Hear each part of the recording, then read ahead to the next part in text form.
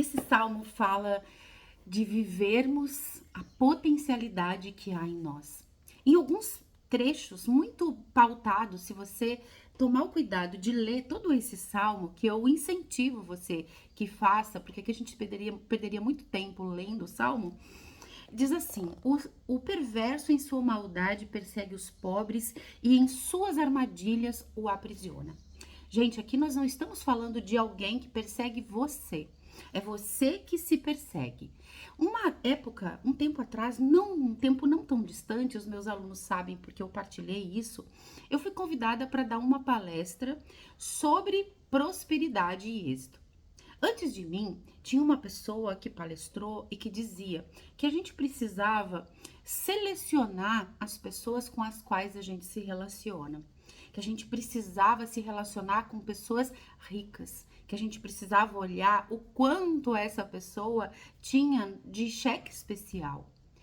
Quando eu olhei aquilo, eu digo, gente, o que eu tô fazendo aqui? Porque quando eu falo de prosperidade, eu falo da nossa potência, da nossa potencialidade. E quando ele diz, vou ler de novo, quando ele diz, em sua maldade persegue os pobres, em suas armadilhas o aprisiona, eu lembro que eu vi na antessala dessa palestra muitos jovens e muitas pessoas que tinham pego as suas economias e colocado como uma última chance naquele lugar onde as pessoas diziam: se você ler a minha palestra, ouvir o que eu estou te dizendo, você vai ficar rico, você vai fazer R$ 1 milhão em X dias.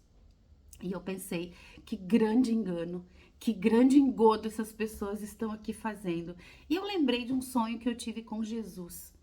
Há muito tempo atrás, há mais de 10 anos, eu tive um sonho com Jesus, onde eu perguntei para ele, escuta, por que eu não consigo fazer voluntariado? E quando eu falo voluntariado, não é que eu não faça voluntariado, muito pelo contrário. Eu sou voluntária na ASIC, Associação Catarinense de Integração aos Cegos, eu assino as atas, eu tô sempre por lá, mas sempre tinha alguma coisa, né, que as minhas amigas faziam, que eles estavam fazendo, que eu não conseguia estar ali com a mão na massa, que é algo que eu gosto de fazer. Mas surgiu um empecilho, sempre era um entrave, não era eu, era um entrave. Chegava a minha sogra ou eu era chamada para uma audiência, é sempre uma coisa muito maior que eu não conseguia gestar. E aí eu acordo de manhã e Jesus diz para mim, ao meu lado ele me responde: "E quem te disse que eu te fiz para trabalhar com os ricos? Com os pobres. Eu te fiz para trabalhar com os ricos, porque é lá onde tem a maior pobreza." E quando eu falo isso, eu não estou dizendo que não é legal ter dinheiro. Quando ele fala de rico, ele fala muito desse salmo, que é o ego, né? Que é as pessoas que acham que ter dinheiro precisam ter dinheiro para ter reconhecimento, precisam ter um nome, precisam ser reconhecidas para serem alguém. E quando a gente lembra de Chico Xavier, por exemplo, que abria mão de absolutamente tudo em dinheiro, mas ele simplesmente era em abundância. Madre Teresa de Calcutá era em abundância. Então, quando a gente fala de prosperidade, é uma prosperidade do espírito, aquilo que você é para o outro. Mas quando você se depara diante de uma pessoa que está ali achando que ela vale alguma coisa porque ela tem dinheiro, ou se aproveitando de pessoas, né, que estão numa situação de vulnerabilidade, de desvalorização e acachando, né, ou achatando essa informação, esse ego inferior que já está machucado para benefício próprio, isso é muito doloroso. E aí eu lembrei de Jesus. Atenção, eu preciso falar para essas pessoas, né? Porque é na singeleza onde tem a maior riqueza. E aí fui, tirei meu calçado e fiz uma palestra falando sobre a potencialidade de cada um, a potência que cada um de nós tem para ser o que viemos ser na vida. E foi muito louco porque meu tempo de palestra ele foi sendo reduzido, reduzido, reduzido. De 1 hora eu fui falar em 15 minutos. E as pessoas que estavam ali me assistindo, muitas delas saíram e foram atrás de mim na palestra. Eu não tô falando isso para me vangloriar, muito pelo contrário, porque esse foco aqui é outro. Mas é exatamente isso que muitas vezes as pessoas acham que para serem valorizadas elas precisam de uma bolsa de marca, de um carro de marca, eu preciso mostrar o que eu tenho. Tem muitos influenciadores hoje que vivem uma vida que não é real. Alugam carros para dizer que são prósperos e muitas vezes as pessoas caem nesse engodo achando que prosperidade é riqueza.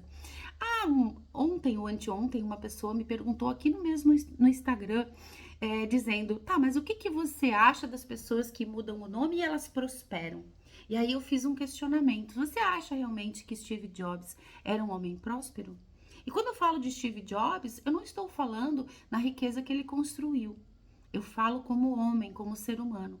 Steve Jobs, né, trazendo um pouco de misericórdia para esse olhar da vida de Steve Jobs, ele foi um menino dado em adoção. Então, o que que ele buscava com o seu produto? Reconhecimento. Se você tem um iPhone, você sabe que você paga muito para ter esse aparelho, né? Você pode até dizer, não, porque ele tem performance, mas ele tem uma marca, ele tem uma chancela. E antigamente, quem tinha iPhone tinha poder aquisitivo. Se você tem um Mac, você olha, você diz, nossa, quanto poder aquisitivo tem essa pessoa? É exatamente isso que esse versículo está falando, né? E muitas vezes você se aproveita dessa situação em relação ao outro. Só que Steve Jobs, ele teve uma filha que ele também não reconheceu. E ele pede para essa filha não contar o que aconteceu entre eles. Mas ela escreve uma biografia. Então, se a gente for olhar para Steve Jobs como um homem de negócios, sim, ele deu certo, né? Ele viveu, ele superou, ele foi passado para trás, ele conseguiu transcender a tudo aquilo e a gente tira o nosso chapéu para esse homem de negócios. Mas na vida pessoal existe aí uma falência relacional, existe uma dor não depurada e que ele vive uma dor, uma frustração profunda, tanto que ele morre com um câncer de pâncreas. Então a gente tem que entender que muitas vezes nós buscamos no dinheiro a nossa satisfação e é aí que nós encontramos um grande vazio. E esse Salmos ele fala para a gente olhar para o nosso coração, para nossa essência, que a gente combata os nossos inimigos, as nossas armadilhas, o quanto a gente se boicota, buscando no dinheiro, na visibilidade, na notoriedade, a felicidade. E a felicidade é o ser frutífero no espírito. Às vezes você ajuda um cego a atravessar a rua e você foi próspero naquele dia. E é isso que esse salmo quer dizer para você. Então fica aqui uma reflexão, o quanto você precisa do reconhecimento dos outros para ser feliz e para que os outros entendam quem você é. Quando a gente consegue encontrar a nossa verdade, a nossa essência, a eternidade e a face de Deus em nós, não importa o que os outros digam, você é luz para o mundo, né?